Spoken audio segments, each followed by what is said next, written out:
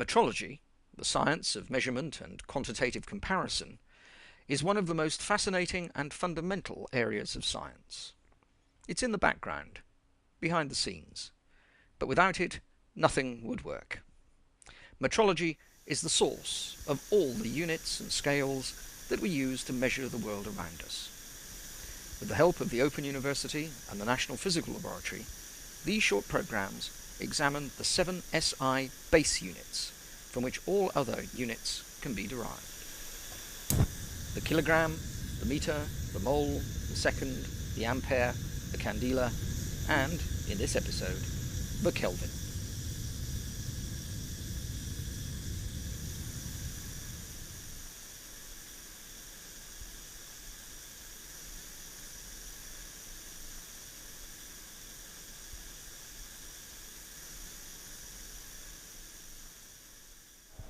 If we think about the definition of the Kelvin and compare it with another unit definition such as the meter, we can immediately see that there's a problem.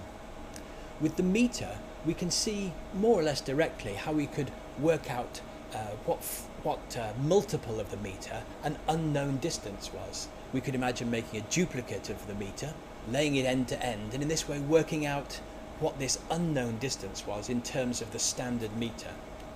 But how do you do that with the Kelvin? How do you work out whether something is twice as hot as something else or half as hot as it? And how do definitions like that relate to the normal everyday use of temperature using degrees Celsius? Now, to understand the answer to those questions, you need to understand the answer to a fundamental question. What is temperature? Temperature is a measure of the average kinetic energy of the atoms that make up a substance. If the atoms are moving quickly, we say something is hot. If they're moving slowly, we say it's cold. That's what temperature is. But how do we translate that into a measurement? It might at first seem very hard to work out what is the average speed of motion of atoms within a substance, but in fact it's not so hard. If you simply touch your finger against an object, you can sense whether the atoms in that substance are moving faster than the atoms in your hand or slower. It either feels hotter than your finger or colder than your finger.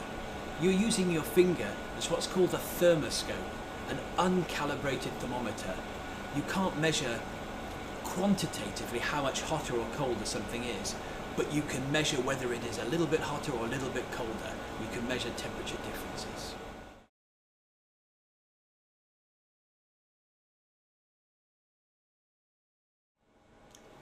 If we want to move beyond the qualitative measurements that we can get from a thermoscope and become more quantitative, we need to have a stable reference temperature. We use the triple point of water, and inside this cell we've recreated the triple point conditions. We've got water substance as a liquid, we've got ice, and we've got water vapor in the top. And where these three phases coexist, we know that this only happens at one unique temperature, the triple point of water temperature. And we define that temperature to be 273.16 Kelvin exactly. I sent them round Europe and they agree on the temperature to within 20 millionths of a degree. So that's the triple point of water. Now there's one other important temperature on the Kelvin scale, and that's the 0 point, 0 Kelvin. That's the temperature at which the atoms and molecules within a substance cease moving completely. Now it's impossible for anything to be colder than that, so that's the lowest possible temperature, and for that reason it's called the absolute zero of temperature.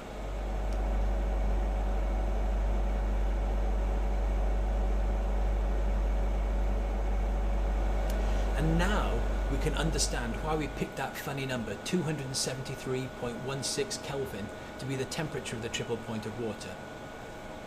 We have absolute zero and we have the triple point of water, and in between there are 273.16 degrees.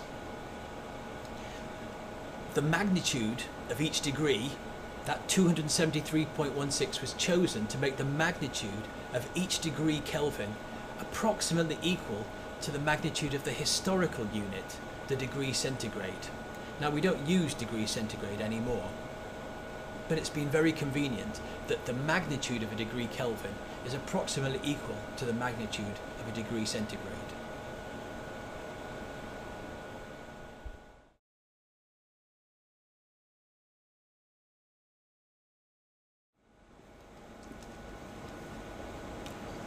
So now we understand about using the triple point of water as a reference temperature. But how do we work out the temperature of other objects? How do we work out how much hotter or colder than the triple point of water other objects are? Now, this turns out to be extraordinarily difficult. It's taken about 150 years for people to figure out how to do it well. And this entire laboratory is dedicated to doing just that. But I've got a piece of apparatus here, which is much simpler, which does the same job in principle. It's a bulb filled with a fixed amount of gas and a pressure gauge. So if we take this device and put it in something at the triple point of water, the pressure reflects the kinetic energy of the atoms inside. So I think we're just about there. So if we measure the pressure at the triple point of water and then take it out to another unknown temperature, I've got some liquid nitrogen here, which looks jolly cold. Let's put it inside, and you should be able to see the pressure changing. That's because the kinetic energy of the atoms is changing, their temperature, and, well, this one's gone off scale. This is just a toy, really, but the principle is that by measuring the pressure of this device in the triple point of water and at an unknown temperature, we can work out the absolute temperature of unknown objects. Now, the jolly bulb doesn't make a very practical thermometer, but we can use it, or use its more sophisticated bigger brother here, to work out the true temperatures of things that we can use to calibrate practical thermometers, such as this one. These are the kind of thermometers that we use every day in factories, hospitals, and in our homes.